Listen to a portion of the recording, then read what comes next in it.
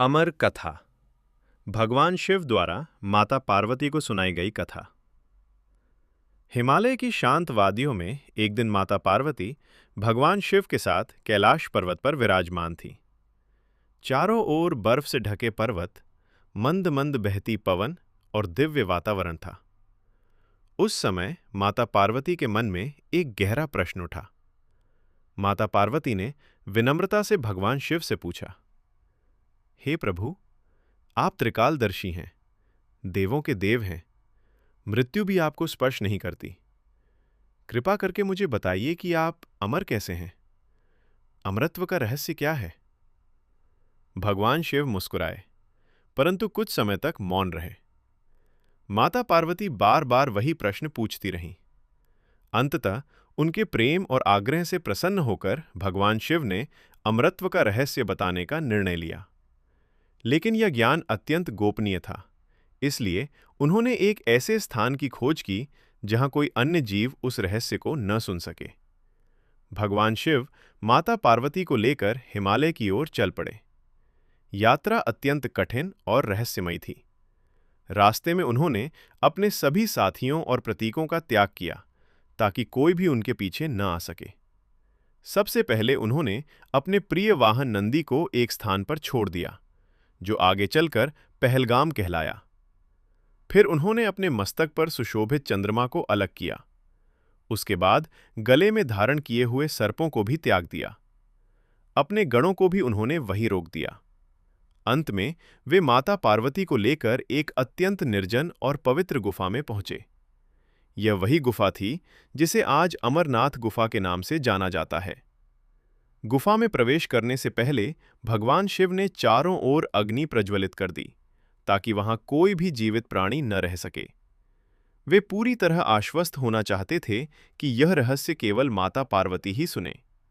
गुफा के भीतर भगवान शिव ने माता पार्वती को अपने समीप बैठाया और अमरता का दिव्य रहस्य सुनाना आरंभ किया। भगवान शिव बोले, हे देवी, यह संसार परिवर्तनशील है। जो जन्म लेता है उसकी मृत्यु निश्चित है। यह शरीर नश्वर है, परंतु आत्मा कभी नहीं मरती। आत्मा शाश्वत है, अजर है, अमर है।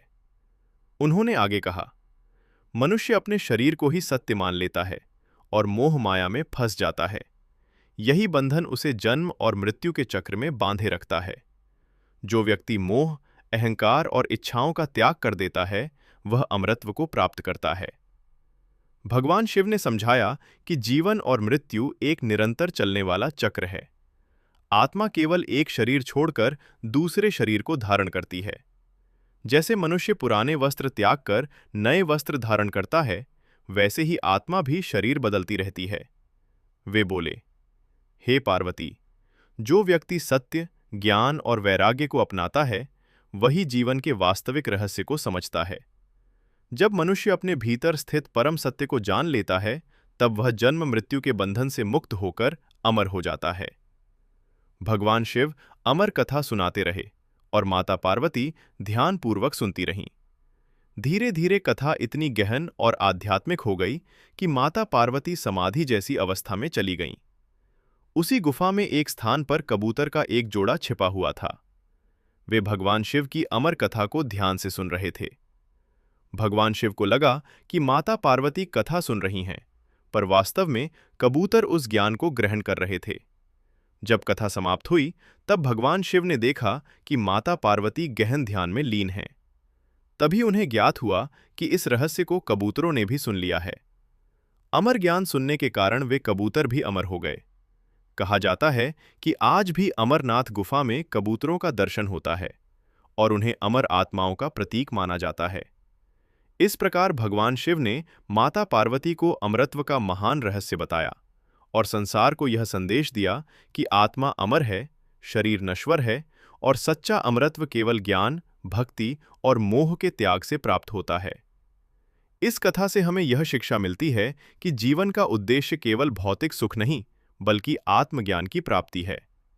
जो व्यक्ति ईश्वर में श्रद्धा रखता है, सत्य के मार्ग पर चलता है और अपने मन को शुद्ध करता है, वही वास्तविक अमरत्व को प्राप्त करता है।